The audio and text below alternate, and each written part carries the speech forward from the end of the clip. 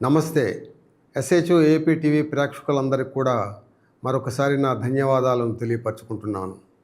ఈరోజు మన యొక్క కార్యక్రమంలో గానకోకిల ఎస్ జానకి గారి గురించి కొన్ని ముఖ్యమైనటువంటి పాటలు మీకు గుర్తుకు చేయడానికి మీ ముందుకు వచ్చాను.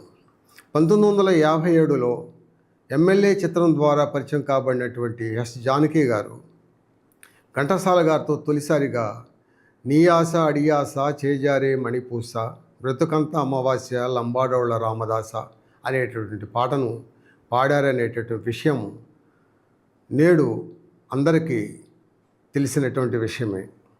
అయితే 1957 నుండి 1962 వరకు మన తెలుగు చలనచిత్ర పరిశ్రమలో ప్రముఖ నేపథ్య గాయనిగా జిక్కి, లీలా, అనంతరం పి సుశీల, జమున రాణి లాంటి గాయనిమణులు ప్రముఖ స్థానంలోకి రావడం జరిగింది.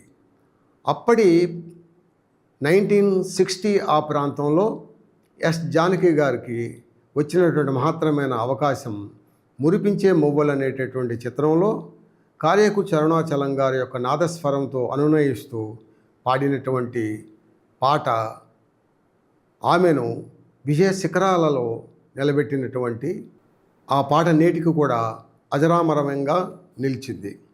కానీ ఈ యొక్క 1960-65 మధ్యకాలంలో కన్నడ పరిశ్రమ పివి శ్రీనివాస్ గారిని, ఎస్ జానకి గారిని ఎక్కువగా ఆదరించడం జరిగింది. కారణం, కన్నడ కంఠీరవ రాజకుమార్ గారికి పివి శ్రీనివాస్ గారు పర్మనెంట్ గాయకుడిగాను, ఎస్ జానకి పివి శ్రీనివాస్ యొక్క కాంబినేషను అక్కడ కన్నడ ప్రజలు ఎంతగానో ఆదరించినటువంటి విషయము కొద్దిమందికి మాత్రమే తెలుసునని నేను భావిస్తున్నాను.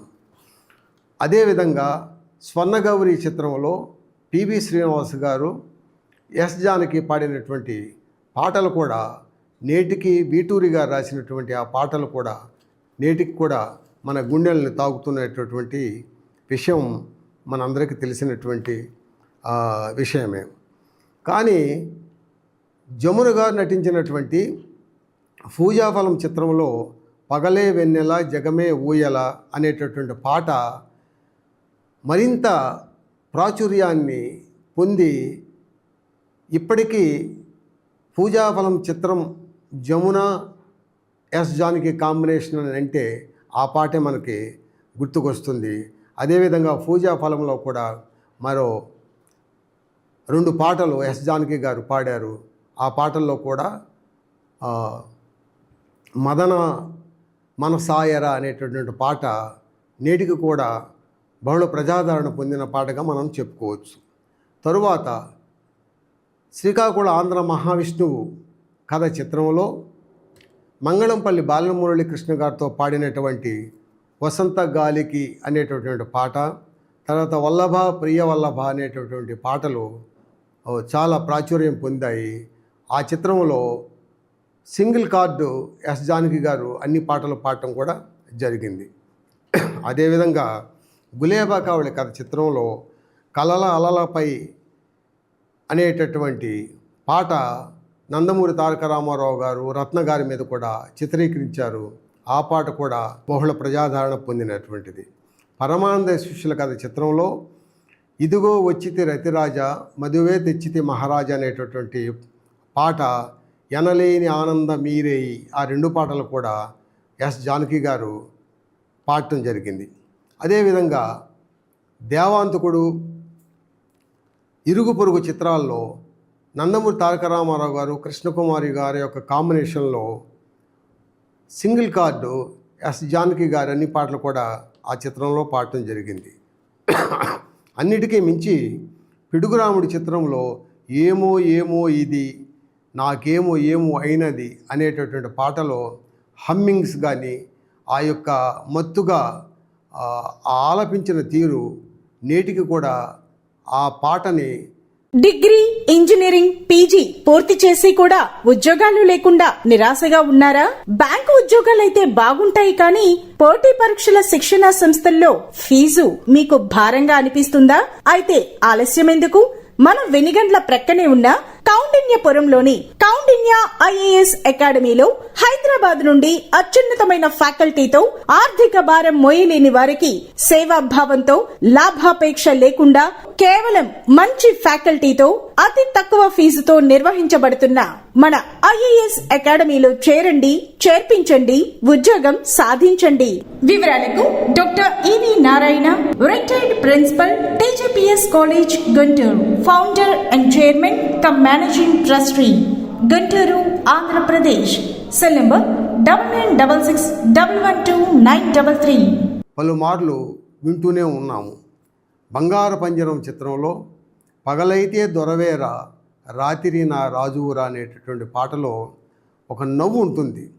ఆ నవ్వు కోసమే జానకి గారి చేత ఎస్ రాజేశ్వరరావు గారు పాడించారని అనుకుంటున్నాను.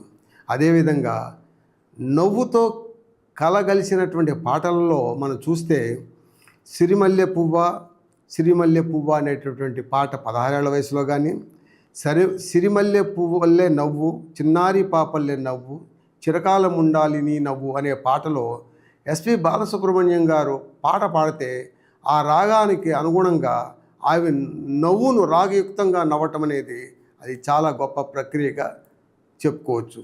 అదేవిధంగా కాంచనగంగ చిత్రంలో నీ తీయని పెదవులు అందకపోతే నిదురే రాదమ్మా అన్నప్పుడు సాకిగా ఎస్ జానకి గారు ఆలపించేటటువంటి పాట కూడా చాలా గొప్పగా ఉంటుంది.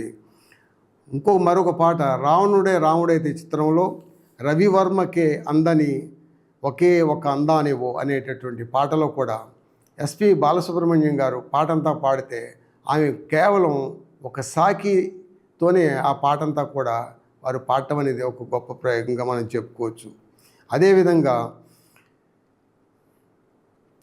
కన్నెపిల్లవని కన్నులున్నవని ఎన్నెన్ని వగలు పోతున్నావే చిన్నారి అనేటటువంటి పాటలో కూడా ఎస్పి బాలసుబ్రహ్మణ్యం గారు అక్షర రూపంలో పాడితే ఆమె ఆ లలల అనేటటువంటి పదం మీద వారి పాట మొత్తం కూడా జానకి గారు పాడటం అనేది ఒక అద్భుతమైనటువంటి ప్రక్రియ.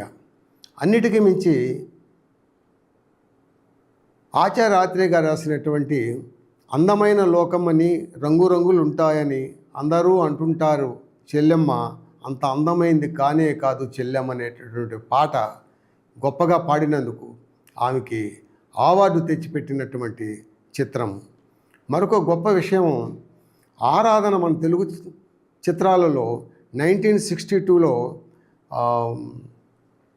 బిబి రాజేంద్ర ప్రసాద్ గారు నిర్మిస్తే అందులో ఆడదాని వారు చూపులో జగాన ఓడిపోని ధీరుడెవ్వడో అనేటటువంటి పాటను ఆరాధన చిత్రంలో పాడారు. తరువాత నందమూరి తారక రామారావు గారు, వాణిశ్రీ గారు నటించినటువంటి ఆరాధన చిత్రంలో మహమ్మద్ రఫీ గారితో నేడే తెలిసింది ఈనాడే తెలిసింది అనేటటువంటి పాట కూడా వారు పాడటం జరిగింది.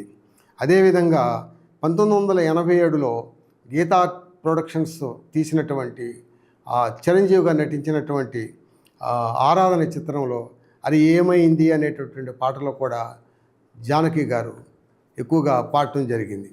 ఇళయరాజా సంగీత దర్శకులుగా పాటల రచయిత వేటూరి సుందరమూర్తి గారు, ఎస్ జానకి గారి కాంబినేషన్లో చిరంజీవి గారు హీరోగా వచ్చినటువంటి ఎన్నో గొప్ప గొప్ప విజయవంతమైన చిత్రాలలో ఎస్ జానకి గారి ముద్ర ఆ పాటల్లో ఉంటుంది. అదేవిధంగా మరొక గమ్మత్తైన విషయం, ఇల్లు ఇల్లాలు అనేటువంటి చిత్రంలో రాజబాబు గారితో కలిసి ఎస్ జానకి గారు పాడిన పాట వినరా సూరమ్మ కూతురు మొగుడ విషయం చెప్తాను అసలు విషయం చెప్తాను అనేటటువంటి పాట రాజబాబు గారితో కూడా ఆ ఎస్ జానకి గారు పాడటం అనేది జరిగింది. తమిళ చిత్ర పరిశ్రమలో పిబి శ్రీనివాస్ గారు, జమినీ గణేషన్ గారి కాంబినేషన్లో ఎస్ జానకి, పిబి శ్రీనివాస్ గారు పాడినటువంటి ఎన్నో వేలాది పాటలు, కన్నడ కంఠీరవ రాజ్కుమార్ గారు, ఎస్ జానకి గారి కాంబినేషన్లో పాడినటువంటి ఎన్నో వందల పాటలు, పిబి శ్రీనివాస్ గారు, ఎస్ జానకి గారు కన్నడంలో పాడినటువంటి వేలాది పాటలు, మలయాళంలో కె జేసుదాస్ గారు, ఎస్ జానకి గారి కాంబినేషన్లో పాడినటువంటి వందలాది పాటలు ఇప్పటికీ మనం మన భారతదేశంలో ప్రతి ఇంటిలోనూ ప్రతి ఇళ్లల్లో గుళ్ళల్లో భక్తి గీతాల ద్వారా ఆమె గొంతు మనం వింటూనే ఉన్నాము. అందుకే ఆరుద్ర గారు అన్నట్టు గానమే కళలందు కడుమిన్న అన్నారు. అన్ని కళల్లోనూ గానమే గొప్పదిగా భావించి ఆరుద్ర గారు ఒక పాటలో రాశారు. ఎందుకంటే ఆ వాణి ఆ బాణి నిత్యము మన గుండెలను తాగుతూనే ఉంటుంది. అందువలన గానకోకిల ఎస్ జానకి గారు మన నుండి దేహాన్ని విడిచిపెట్టినప్పుడు కూడా వారి పాటలతో మమేకమై ఎప్పుడూ నిరంతరము వారి యొక్క శృతి పదములో ఆ పాటలు మనం పాడుకుంటూనే ఉంటాము. నమస్తే.